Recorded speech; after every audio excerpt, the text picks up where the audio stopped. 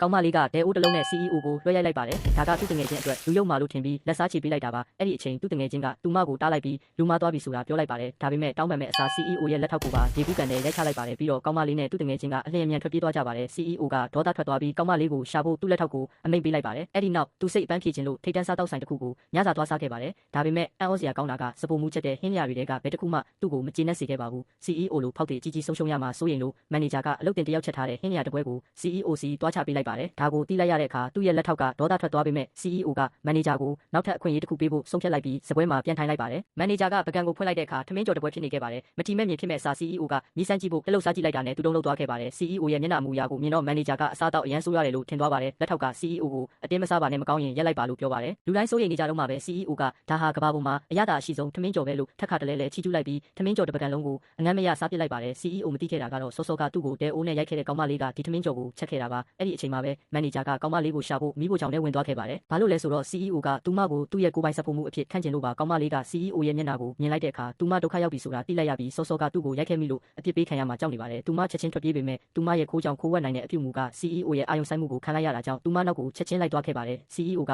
သူမရဲ့နောက်မှာရှိနေမှန်းကောင်းမလေးမသိခဲ့ပါဘူးသူမလက်ကြည့်လိုက်တဲ့အခါ CEO နဲ့ဝင်တိုက်မိပါတယ်ကောင်းမလေးကအမြန်တောင်းပန်ပြီးစောစောကသူ့ကိုရိုက်မိတာလုံးဝမတော်တဆပါလို့ရှင်းပြပါတယ်အံ့ဩစရာကောင်းတာက CEO ကစိတ်မဆိုးခဲ့ပါဘူးအဲ့ဒီအစားသူကသူမကိုသူ့ရဲ့ကိုယ်ပိုင်စပ်ဖို့မှုလုပ်ဖို့တစ်နှစ်ကိုလစာဒေါ်လာ1 တန်းကမ်းလှမ်းလိုက်ပါတယ်ကိုမဖြစ်နေတဲ့သူမခင်မွန်ရဲ့စေကူတာစီအတွက်ကောင်းမလေးကကမ်းလှမ်းမှုကိုလက်ခံလိုက်ပါတယ်ဒီနေ့မှာ CEO ကကုန်တိုက်မှာသူနဲ့အတူဈေးဝယ်ထွက်ဖို့ကောင်းမလေးကိုဖိတ်ခေါ်လိုက်ပါတယ်ဒါပေမဲ့ကောင်းမလေးကကျမဟာစဖို့မှုဖြစ်လို့ရှင်နဲ့အတူလိုက်တာမထူးဆန်းဘူးလားလို့မေးလိုက်ပါတယ် CEO ကလည်းမင်းနာမည်ကကိုမိမနာမည်နဲ့တူနေတယ်ပြီးတော့မင်းကစဖို့မှုတယောက်ဆိုတော့မင်းကြိုက်တဲ့အရာတွေကိုသူလဲကြိုက်မယ်လို့ကိုထင်တယ်လို့ပြန်ပြောပါတယ်ဒါနဲ့ကောင်းမလေးက CEO ဇနီးအတွက်အဝတ်စားတွေရွေးချယ်ပေးဖို့လက်လန်းနေတော့မှအယောင်ဝန်ထမ်းတယောက်ကသူမကိုစော်ကားပြောဆိုပါတယ်အဲ့ဒီအချိန်မှာပဲချမ်းသာတဲ့စုံတွဲတွဲဝင်လာပြီးအယောင်ဝန်ထမ်းကဒီဇိုင်နာဝတ်စုံတစ်ကိုအမျိုးသမီးစီချက်ချင်းထုတ်ပြလိုက်ပါတယ်ကောင်းမလေးကစိတ်ဆိုးသွားပြီးဘာလို့သူကဝယ်လို့ရပြီးကျမကဝယ်လို့မရတာလဲဆိုပြီးမေးလိုက်ပါတယ်အယောင်ဝန်ထမ်းကကောင်းမလေးဟာဒီလိုအစင်းမြင့်အဝတ်စားတွေကိုဝယ်နိုင်ဖို့အရန်ဆင်းရဲတယ်လို့ထင်ခဲ့ပါတယ်ရုတ်တရက်လူမိုက်တယောက်ကလည်းကောင်းမလေးရဲ့အလှကိုသဘောကျသွားပါတယ်အဲ့ဒီခိုက်တက်မှာပဲ CEO ရောက်ရှိလာခဲ့ပါတော့တယ်